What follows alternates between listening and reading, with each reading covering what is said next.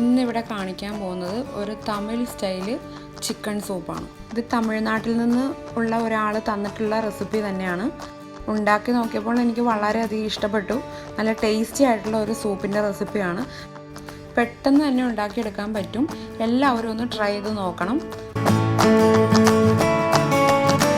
ഇതുണ്ടാക്കാൻ വേണ്ടി ചുവന്നുള്ളി ഒരു 15 എണ്ണം അരിഞ്ഞെടുത്തത്, കറിവേപ്പില കുറച്ച്, വെളുത്തുള്ളി ഒരു 5 അല്ലി അരിഞ്ഞത്, ഇഞ്ചി 1.5 ഇഞ്ച് കഷ്ണം ചെറുതായിട്ട് അരിഞ്ഞത്, പച്ചമുളക് 2 എണ്ണം അരിഞ്ഞത്, മല്ലിയില കുറച്ച്, വലിയ ഒരു തക്കാളി ചെറുതായിട്ട് അരിഞ്ഞത്,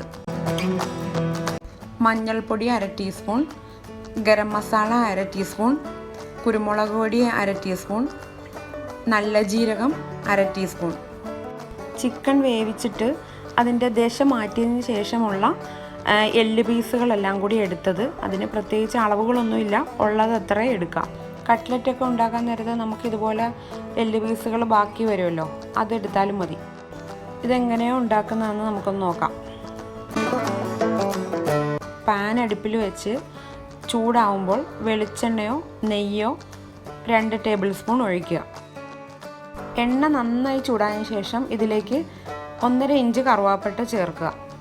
കറുവാപ്പട്ട ചേർത്ത് അത് ഒന്ന് പൊട്ടി വരുമ്പോൾ അതിലേക്ക് എടുത്തു വച്ചിരിക്കുന്ന ചുവന്നുള്ളി, വെളുത്തുള്ളി, ഇഞ്ചി, കറിവേപ്പില, മല്ലിയില, പച്ചമുളക്, തക്കാളി അരിഞ്ഞത് എന്നിവ എല്ലാ സാധനങ്ങളും കൂടി നന്നായിട്ട് ഒന്ന് വഴറ്റിയെടുക്കുക.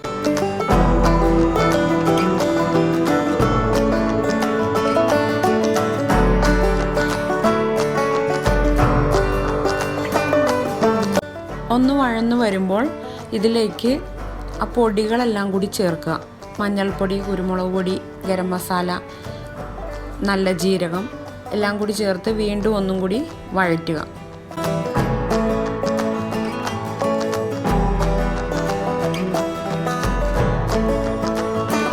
നല്ലതുപോലെ ഇളക്കി അതിൻ്റെ പച്ചമണം മാറുന്നത് വരെ ഒന്ന് വഴറ്റുക. ഏകദേശം 1 മിനിറ്റോളം വഴറ്റേണ്ടി വരും. ചെറിയ തീയിലായിരിക്കണം വഴറ്റുന്നത്, അത് പ്രത്യേകം ശ്രദ്ധിക്കണം. അതിനുശേഷം ഇതിലേക്ക് ചിക്കൻ്റെ എല്ല് പീസുകളെല്ലാം കൂടി ചേർത്ത് വീണ്ടും നന്നായി വഴറ്റി യോജിപ്പിക്കുക.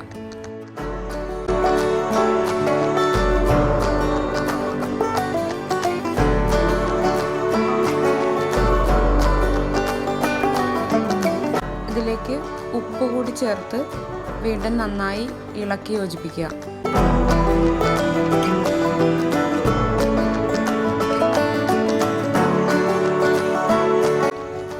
ഉപ്പൊക്കെ ചേർത്ത് 2 മിനിറ്റോളം നന്നായി വഴറ്റിയതിന് ശേഷം ഇതിലേക്ക് 1 ലിറ്റർ വെള്ളം ചേർക്കുക.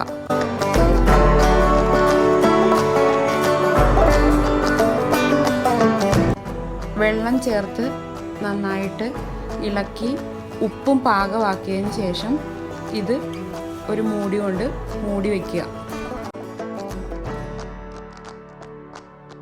10 മിനിറ്റോളം മൂടി വെച്ച് വേവിക്കണം. ചെറിയ തീയിലായിരിക്കണം വേവിക്കുന്നത്. ഇത് വളരെ ലൈറ്റായിട്ടുള്ള ഒരു സൂപ്പാണ്. ഭയങ്കര സ്പൈസി ഒന്നുമല്ല. ഇതിലും കുറച്ചും കൂടി സ്പൈസി ആവണമെങ്കിൽ കുറച്ച് കുരുമുളക് പൊടിയും കൂടി ആഡ് ചെയ്യാം. ഇത് ഒരു അരിപ്പയിലൂടെ അരിച്ചെടുക്കുക.